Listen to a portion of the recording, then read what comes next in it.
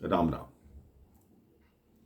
जैसा कि पिछले प्रसंग में बता रहा था, किस तरह वैदराज सुषैण ने मृत संजीवनी बूटी के बारे में बताया। हनुमान जी फिर प्रभु श्री राम के चरणों में आकर बैठ गए। हनुमान जी ने कहा, आप आदेश दीजिए।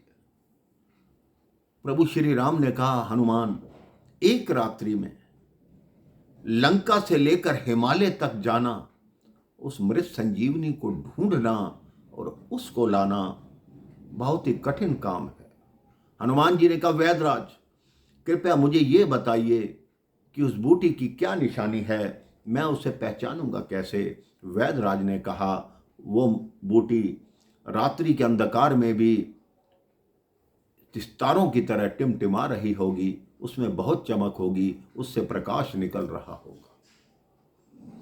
हनुमान जी ने प्रभु श्री राम से कहा, चाहे वो ब्रह्मा जी के घर में क्यों ना हो प्रभु, तीनों लोकों में से कहीं भी होगी, मैं आपकी शपथ लेता हूं, मैं तीनों लोकों की परिक्रमा करके भी वो संजीवनी बूटी सूर्योदय से पहले लेकर आऊंगा। राम जी ने आदेश दिया। अब हनुमान जी हिमालय की तरफ उठ चले।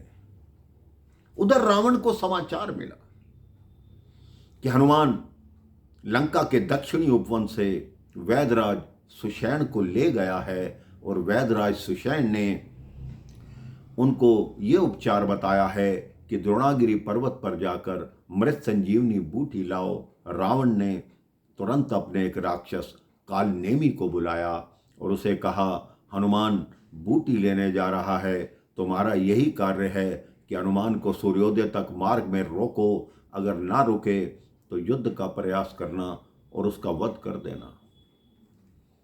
कालनेमी रावण से विदा लेकर हिमालय की तरफ बढ़ता है।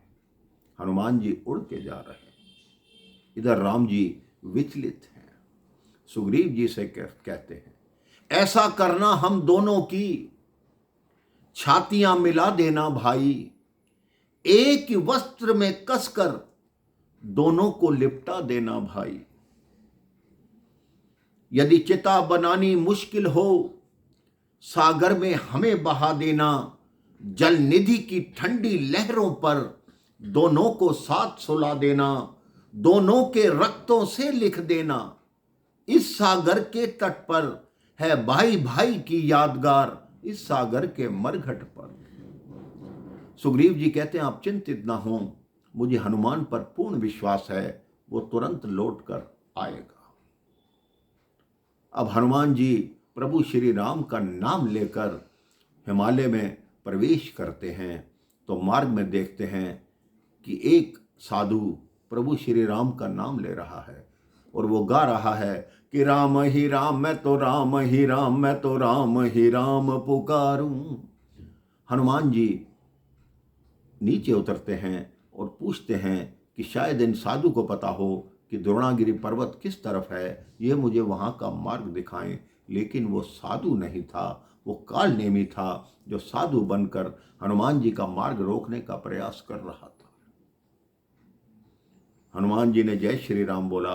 कालनेमी ने भी, जो कपट साधु बना हुआ था, जय श्री राम से उत्तर दिया। हनुमान जी ने कहा, ये तो राम जी का भक्त लगता है।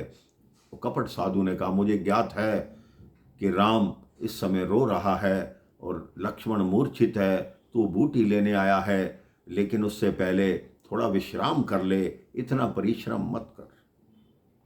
हनुमान जी ने कहा कि मैं प्रभु के कार्य से पहले कैसे विश्राम कर सकता हूँ। उस कपट साधु ने कहा, तुम कदापि चिंता मत करो, मैं तुम्हें एक क्षण में ही द्रोणागिरी पर्वत पर पहुंचा दूंगा। तुम सबसे पहले स्नान करके आओ और मेरे से गुरु मंत्र लो, फिर मैं देखो तुम्हें कैसे द्रोणागिरी पर्वत पर पहुंचाता हूं।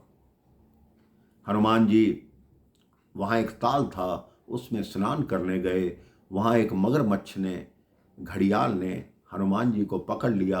हनुमान जी अपनी शक्ति से उस घड़ियाल को बाहर लाए और उस घड़ियाल में से एक गंधर्व कन्या निकली और उसने बताया कि हनुमान, मैं गंधर्व कन्या हूँ, एक शाप के कारण इस ताल में थी।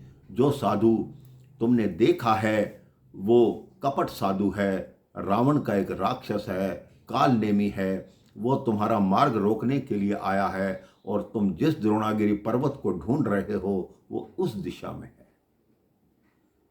अब हनुमान जी स्नान करके उस साधु के पास आते हैं। साधु कहता है, स्नान करा है पुत्र, मैं तुम्हें गुरु दीक्षा देता हूँ। हनुमान जी ने कहा, गुरु दीक्षा बाद में देना, पहले आप गुरु दक्षिणा ले लीजिए। उन्होंने कहा, ये कैसा नियम है, गुरु दक्षिणा तो बाद में दी जाती है। हनुमान जी ने कहा, नहीं, हमारे यहाँ गुरु दक्षिणा पहले दी जाती है और दीक्षा बाद में ली जाती है। वो हाथ आगे करता है, हनुमान जी उसकी गर्दन दबोच देते हैं और उसका वध कर देते हैं। मरते हुए कालनेमी के मुख से श्री राम निकलता है। हनुमान जी कहते हैं, देखो, मरते मरते तूने प्रभु श्री राम का नाम लिया तो तुझे सीधा मोक्ष प्राप्त होगा। इसके पश्चात हनुमान जी किस तरह द्रोणागिरी पर्वत पर पहुंचते हैं और उनको बूटी कैसे प्राप्त होती है, वापस जाते हुए उनकी मार्ग में क्या क्या बाधाएं आती हैं, ये मैं आपको अगले प्रसंग में बताऊंगा। राम राम, जय श्री राम।